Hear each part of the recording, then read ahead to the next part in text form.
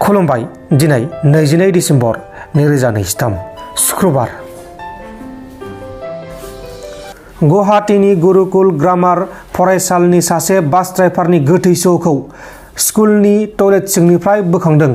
जेब्ला फरायसालिनि गथ'फोरा बासआ थाब सफैयाव ड्राइभारनाव फन खालामनायाव फनखौ हमियाव फरायसालिनि सिकिउरिटि गार्डआ फिन कल खालामबावनायाव फना टयलेटआव रिंबाय थानायाव आरो दरजाखौ लक खालामना मोननायाव पुलिसखौ खौरां हरनायनि उनाव पुलिसआ दरजाखौ सिफायना नायनायाव गासैबो जाथाया सोराङाव फैदों। नाथाय बास ड्राइभारा टयलेट सिङाव माबोरै थैखो ना प्रेसार स्ट्रक जानानै थैखो बिनि गुबै जाहोनखौ मिथिहोथ'नाय जायाखै। दा बे जाथायनि सायाव नायबिजिरगासिनो दङ। थैनाय ड्राइभारनि मुङा जाबाय जिम्मा सुबा, बरबारि ओनसोलनि थागिबि। बिहारनि बेगुसरायाव सासे पुलिसआ आयेननि बेरेखा जौ फालांगिरि खालामग्रा सुबुंजों गाग्लोबजानानै बुथारजादों आरो गुबुन सासे पुलिसआबो बे जाथायाव गोब्राब जोखोम जादों। बे समाव जोखोम जानाय पुलिसखौ फाहामसालियाव फाहामथाय होगासिनो दङ। थैनाय पुलिसनि मुङा जाबाय एस.आइ. चौधुरी। हरनि समाव अपारेसन खालामनानै गारिखौ लाखिनो नागिरनाय समाव दायनिगिरिया बे जाथायखौ खालामदों। दा बे जाथायनि सायाव नायबिजिरनाया सोलिगासिनो दङ। आसाम पुलिसआ धुबुरीआव थांनाय दान मोननैसो सिगांनिफ्रायनो गं 20 बाइकफोरखौ खावनाय सानै बिदा आरो फंबायखौ एरेस्ट खालामदों। धुबुरी टाउनाव जेब्ला बाइक खावनो नागिरदोंमोन बे समावनो सानैबो उदाङै एरेस्ट खालामजादों। हमजानाय सानै बिदा आरो फंबायनि मुङा जाबाय रियाजुल हक आरो साद्दाम हुसैन। दा बिसोरखौ एरेस्ट खालामनानै जोबथेसालिसिम दैथायहरनाय जाबाय। बिसोर सानै सुबुङा बिदा आरो फंबाया थांनाय गोबां सान सिगांनिफ्रायनो बाइक खावबोगासिनो दंमोन आरो गोबां मानसिफोरखौ जेंनायाव खोलैदोंमोन। मोनसे सोमोनांथाव जाथाय। साहानि थाखायनो मानसि बुथारदों। गाजियाबादआव सासे बैसो जानाय सुबुङा गावनि बिसिजों साहा फुदुंनाय बाथ्रानि सायाव नांलाय खमलाय जानायाव हरखाब रागा जोंखांनानै गावनि बिसिखौ सिखाजों खेबब्रै खेबबासो गोदोनायाव गाग्लोबनानै गारामाखौ एख्ल'नानै बुथारदों। उनाव फिसाज्लाया पुलिसनो केस होखांनायनि उनाव बिफाया एरेस्ट खालामजादों।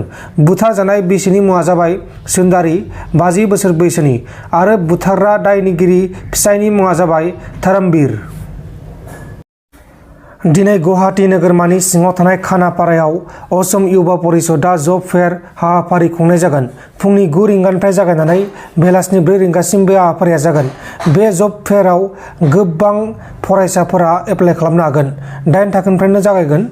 जेरै IT, banking, sales, automobile, nursing आरो बायदि बायदि जबखौ एप्लाइ खालामनो हागोन आरो सेलेक्ट जायोबाथाय साख्रिखौ मोनगोन। हाग्रा महिलारनि बाहिनीफोरा लकसभा बिसायख'थिनि उनाव बिटिआर गारनानै गासैबो खारजोबनांगोन। रायजोफ्रानो होखारगोन। जेब्लासिम राकेश ब्रह्मआ थागोन अब्लासिम इउपिपिएलआ जिन्दाबाद जाबाय थागोन आरो प्रमद बर'आ फैगौ 50 बोसोरसिम चिफ जानो हागोन होननानै राकेश ब्रह्मआ फोरमायदों। जोनानै होखारजानाय मानसिसो बेयो बिटिआरखौ सावनोसो फैदों। गाबोन बिटिआराव जुदि माबा मोनसे खारनाव बिराद गन्डगल जायोबा गावजों गाव जुदि दाङाबाजि जायोबा बिनि पुरा दाया कास्टम बसुमतारीनि। हाग्रामाया गेसाव मानसि, बे गेसाव पार्टिजों गेसाव मानसियासो ज' जायो। मोजां नावाव गाखोनायाथ' हाग्रामा होननायाथ' फैगौ नैबे लकसभानि इलेक्सननि उनाव बे ओनसोलावनो खुनु बिपिएफ थालिया। दिनै आङो सिलाकुटि गामियाव लामा बेखेवना फैदों। दिनै आङो बरमसारि गामियाव लामा बेखेवना फैदों। दिनै हाजार मानसिया दिनै सिलाकुटियाव आंजों ओंखारफादों। लामा राङैनो खमियाव 2000-3000 सुबुङा दिनै गावबा गावनो खाम सिफुं लानानै ओंखारबोदों। बेखौ आं 75,000 बिनानै लाबोदों नामा। मोनसे खोथायासो सैथो जे हाग्रामा बाहिनी अर्थात बिपिएफ बाहिनीया लकसभा इलेक्सननिफ्राय बिटिआर ओनसोल गारना गासिबो खारनांगोन। गासिबो खारनांगोन। बिसिनि दैदेनगिरिफ्रा बे बिटिआर ओनसोलावनो थानो हानाय नंलिया। खारना जों बिसोरबायदि सिलाय बन्दुक लानानै होसोआ। खारना रायजोआ होसोगोन। खारन रायजोनो नांगौ खामानि आरो जों खामानि मावनानै रायजोनो खोथानि मथे खोथा होनायनि थाखायनो बिथांमोननि नंखाय खोथा लानानै गामियाव हाबनानै गेसाव आलुफोर बायदि फेसावनायनि जि हाबाफारि बिनि थाखायनो रायजोफ्रा बिथांमोनखौ होसोगोन आरो बिसोरखौ बिटिआराव दोनलिया। बिपिएफखौ बिटिआराव दोनलिया रायजो राजाफ्रानो। गोजोन्थों। आं आगोलाव बुंनाय बायदिनो जे बिथाङा अलरेडि मेन्टेलि क्रेक आरो जि रोखोमनि तत्स तात्सिल्ला बे एक्टिभिटी बिनि माने प्राक्तन सासे CM चिफ जानानै आइजो माहारिखौ जिबायदि अपमान खालामदों फैसानि मोनसे लालसा बिथाङा देखायनानै जिबायदि माने अपमानजनक एक्टिं खालामनानै 75,000 लानो ना हानि पाट्टा लानो होननाया बिटिआरनि रायजो राजाखौ जोंनि आब'मोनखौ आंनि आइमोनखौ अपमान खालामनाय जादों बिथाङा बे 75,000 फैसाखौ मिनिं गैया होननानै बे एक्टिभिटिजों बेखौ फोरमायदों आरो हानि पाट्टाखौ लानो होननाय सदबा बेबायदि बिथाङा जिउआव हा पाट्टाखौ थांनाय 17 बोसोराव मात्र 20,000 मानसिनो बिथाङा हा पाट्टा होदों आरो जोंनि सरकारा दाहालागै 85,000 मानसिनो जों अलरेडि हानि पाट्टा होखांबाय गतिके बिथाङा जे सासे साननो रोङि आरो अस्टिल एखेबारे लास्ट लेभेल थाखोनि सासे सुबुंसो सासे कमेडियानाबो एसाब लेभेल नंबावला बिनिसायबो एकदम गाहायथाराव थांबाय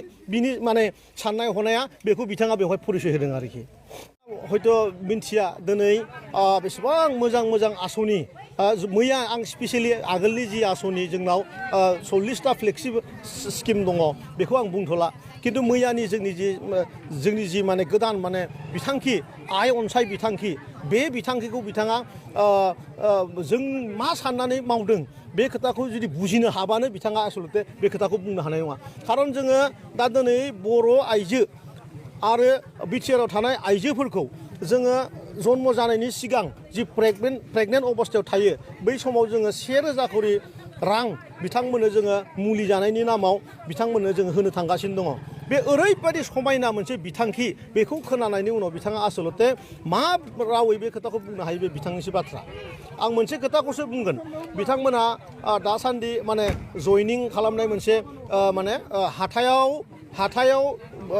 मोख्रानि माने खेला गोदो जों नुयोमोन बान्दरनि खेला दमबुरि बाजायनानै दुंद्रुं बेबायदि गावसोरनि मानसिखौनो लिंथुमनानै हाथायाव माने जयनिं खालामथिंनाय हाबाफारिखौ लादों नोंथांमोन दिननि खौरांफोरा बेखिनिल'मोन बेखिनिसिम नायनायनि थाखाय नोंथांमोननिसिम रोजा रोजा साबायखर गोजोन्थों एसेनोसै जय बर' हारिनि